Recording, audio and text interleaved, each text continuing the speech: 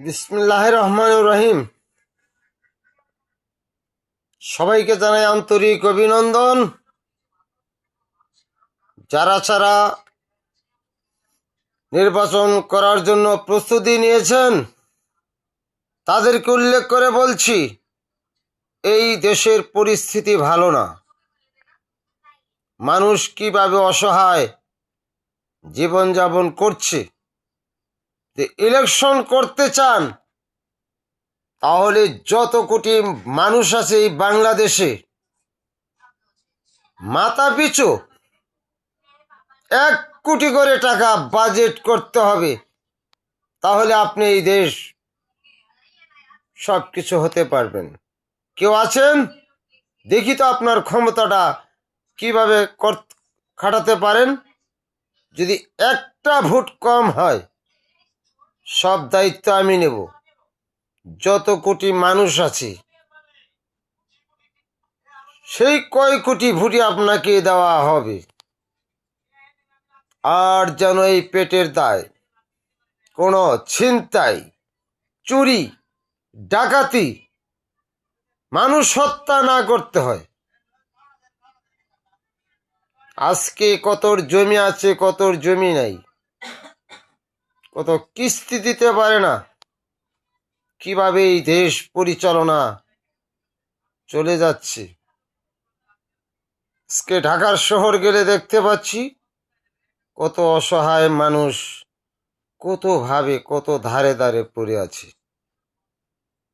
আর police ভাইদেরকে বলছি যে কোন একটি রিক্সা যদি একটু বেআইনিভাবে ওভারটেক করে যেতে চায়, তাকে একটু শাসন করে বুঝিয়ে দিবেন যে এইভাবে যেন আর বেআইনি ভাবে রিক্সা বা কোনো সিএনজি অটো রিক্সা চালাতে না হয়। আর তাদেরকে ধরে রেখে তাদেরকে এইভাবে কোনো টর্চার করা ভালো মনে হচ্ছে না।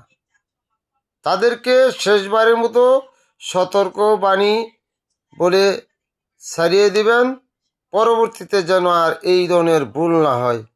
পেটের দায় সবাই কাজ করে খাচ্ছে, সেই জন্য আমি সর্বস্তরের আইন প্রশাসন এবং সবাইকে উল্লেখ করে জানাচ্ছি যাতে মানুষ আর অভাবগ্রস্ত না থাকে। সেই জন্য আমি শেষবারের মতো বিদায় নিচ্ছি। মানুষের করুণ কাহিনী শুরু হচ্ছে এই বাংলাদেশে।